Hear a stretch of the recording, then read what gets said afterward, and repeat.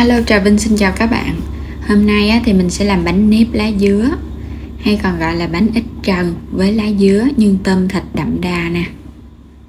Bánh này thì làm rất là dễ, nhưng mà nếu mà làm không khéo thì bánh sẽ không định hình đẹp và nó sẽ bị nở bung ra. Bột thì dẻo mềm, để sang ngày bánh vẫn ngon. Thì mời các bạn cùng vào bếp để thực hiện bánh ngon này nha. Đầu tiên thì mình sẽ chuẩn bị bột. Mình có đây là 300g bột nếp, các bạn dùng hiệu nào cũng được.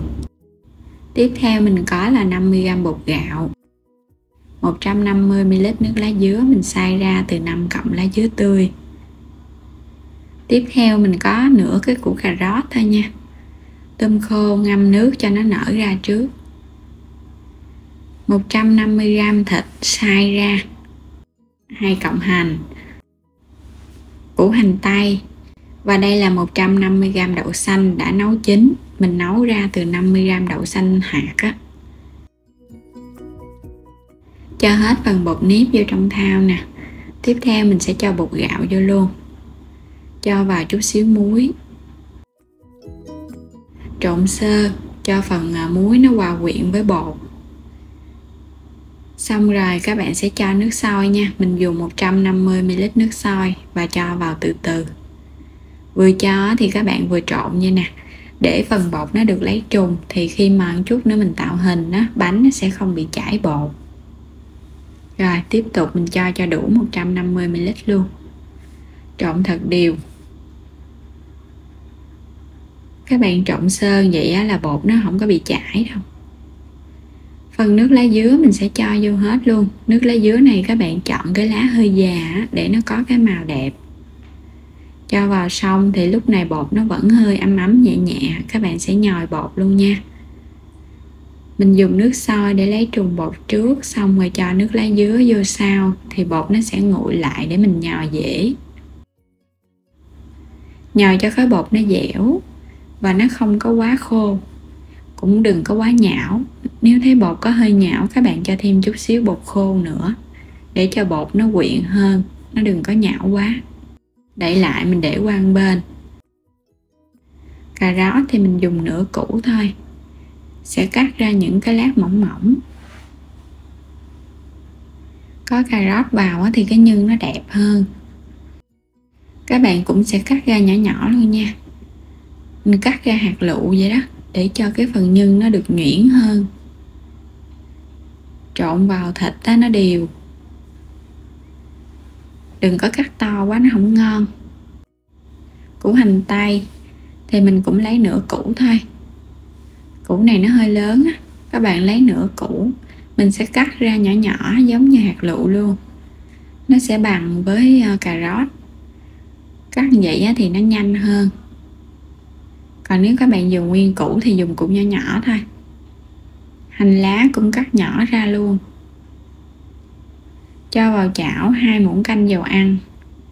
Mình sẽ phi thơm cái phần hành tây đã cắt nhỏ ra cho nó thơm lên. Nếu không dùng hành tây, các bạn có thể thay thế bằng hành tím và tỏi băm.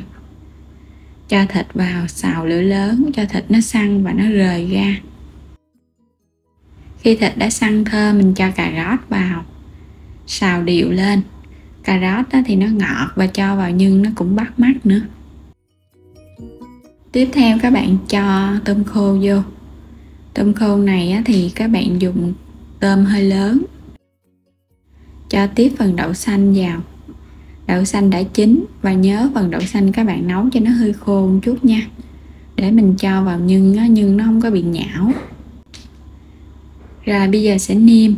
Mình nêm vào đây 1 muỗng cà phê hạt nêm, 1 muỗng canh đường, 1 muỗng canh dầu hào, chút xíu muối, chút xíu tiêu xay. Rồi trộn đều cho gia vị nó ngấm đều. Phần nhân của mình nó sẽ khô vậy nè. Cuối cùng là cho hành lá đã cắt nhỏ vô. Xào sơ nữa rồi tắt bếp. Sau khi mà nhân đã nguội thì các bạn sẽ vo thành viên luôn. Nhân khô ráo thì mình tạo hình cái bánh nó sẽ không có bị chảy. Phần bột nó định hình đẹp. Mình vo xong để quăng bên. Quay trở lại thau bột, cho vào một muỗng canh dầu ăn. Các bạn sẽ nhồi đều lên. Bột nếp mà có dầu ăn thì nó sẽ không có bị dính. Nhồi đều để cho nó dẻo trở lại. Rồi bây giờ mình sẽ vo nha. Mỗi một cái bánh á, thì cái lượng bột nó sẽ gấp đôi cái lượng nhân, tùy theo các bạn vo bánh lớn hay nhỏ mà tùy chỉnh. Cứ 2 lượng bột 1 lượng nhân là nó vừa. Vo cho nó tròn rồi mình thấm chút xíu dầu ăn ở bên ngoài á, để bánh nó không có bị dính. Cho vào những cái khuôn, hoặc là các bạn lót lá chuối hoặc là giấy nến cũng được nữa. Tương tự thì mình sẽ làm tiếp cái bánh thứ hai. Cứ cho nhân vô, các bạn túm chặt lại là được. Phần nhân có dư thì mình lấy bỏ bớt đi. Cho vào khuôn, nhớ thoa một chút dầu ăn để bánh nó bóng mà nó không dính á.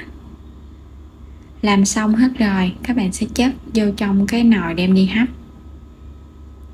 Bánh này nó ra nó cũng y nguyên vậy đó, nó sẽ không có bị chảy xệ, mà bánh nó cũng không bị nở bung nữa.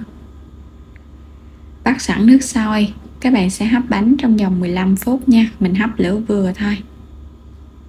Đúng thời gian thì bánh nó chín, mình tắt bếp luôn. Có màu xanh lá dứa bắt mắt nè. Bánh lấy ra có thể ăn nóng hoặc là ăn nguội gì cũng ngon. Cái khuôn này thì nó không có dính, cho nên là các bạn lấy trong lúc bánh còn nóng, bánh vẫn tróc lóc à.